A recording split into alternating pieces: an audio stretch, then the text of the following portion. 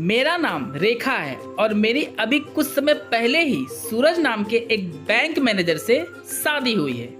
सूरज मुझे बहुत चाहते हैं। सब कुछ सही चल रहा था मेरी लाइफ में, जब तक कि सूरज की आदत खराब नहीं हो गई थी।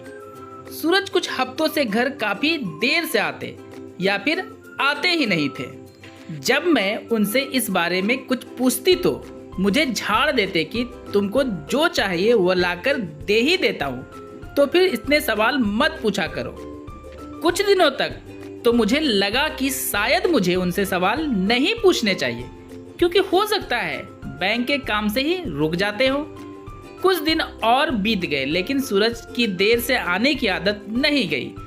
मैं सोची कि क्यों ना मैं खुद से पता लगाऊं कि क्या बात है। ये सोचकर मैं शाम को बैंक पहुंच गई। सूरज बैंक से निकले और घर की तरफ ना जाकर किसी और तरफ जाने लगे। मैं उनके पीछे लगी रही। कुछ दूर जाने के बाद वह अपनी गाड़ी से उतरकर एक घर में घुसने लगे। मैं भी चुपके से उनके पीछे पीछे उस घर में गई। घर में एक लड़की जो काफी सुंदर थी, वह सूरज को शराब पीने को दे रही थी। सूरज शराब पीकर उस लड़की को अपनी बाहों में भर लिया और फिर दोनों एक दूसरे को प्यार करने लगे। ये सब देखकर मेरे पैरों तले तो मानो जमीन ही खिसक गई हो।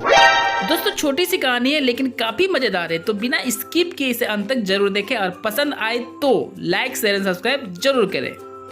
बिना कुछ बोले मैं वहां से घर आ गई। जब सूरज घर आया तो मैंने बस इतना कहा कि क्या मैं सुंदर नहीं हूँ या मुझ में कुछ कमी है।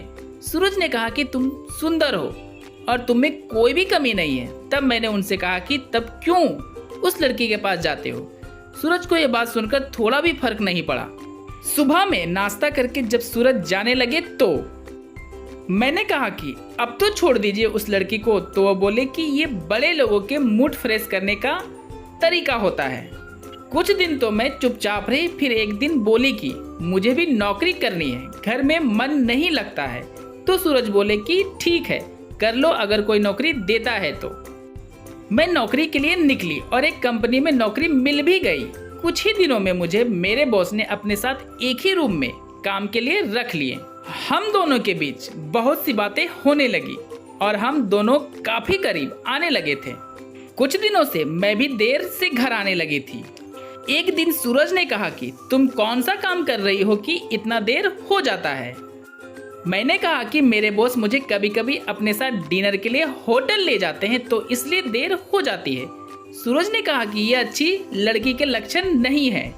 मैंने कहा कि वह तो आपसे भी बड़े आदमी हैं, तो उनके शौक भी तो आपसे ज्यादा हैं। सूरज बोले कि जो मन है करो तुम। बॉस को लेकर मैं काफी एक्साइटेड रहती थी। सूरज को मैं कम समय देती थी। अब एक दिन सूरज ने मुझे बॉस के साथ होटल के एक रूम से निकलते हुए देख लिए। घर आते ही उन्होंने कहा कि अब तुम इतनी गिर चुकी हो कि बॉस के साथ रूम में जाने लगी हो। मैंने कहा इसमें गलत क्या है। सूरज बोले कि लोग देखेंगे तो क्या बोलेंगे। मैंने कहा कि लोगों का काम सिर्फ लड़कियों की गलती को देखना है, लड़कों की नहीं। सूरज चिल्लाने लगे मुझ पर कि मुझे पता होता कि तुम ऐसी लड़की हो तो मैं तुमसे कभी भी शादी नहीं करता। तो मैंने भी कहा कि और किसी लड़की को ये पता हो कि उसकी शादी जिससे होने वाली है वह दूसरी लड़की से भी रिश्ता रखने में अपनी शान मानता है, तो क्या वह लड़की शादी करने के लिए तैयार होगी क्या। सूरज को अब अपनी झूठी शान का एहसास हो चुका था। वह रोते हुए मुझसे बोला कि अब ऐसी गलती मैं नहीं करूंगा। तब मैंने उसको गले से लगाया और कहा कि बॉस मुझे अपनी बेटी मानते हैं और उस दिन होटल में वह अपनी पत्नी से मुझे मिलवाने ले गए थे। मुझे अपनी मर्यादा पता है। अब दोनों खुशी से रहने लगे। दोस्तों, कहानी का क्या सीख है कमेंट करके बताएं और हाँ, ऐसी ही कहानी के लिए लाइक शेयर एंड सब्सक्राइब करना तो बनता है।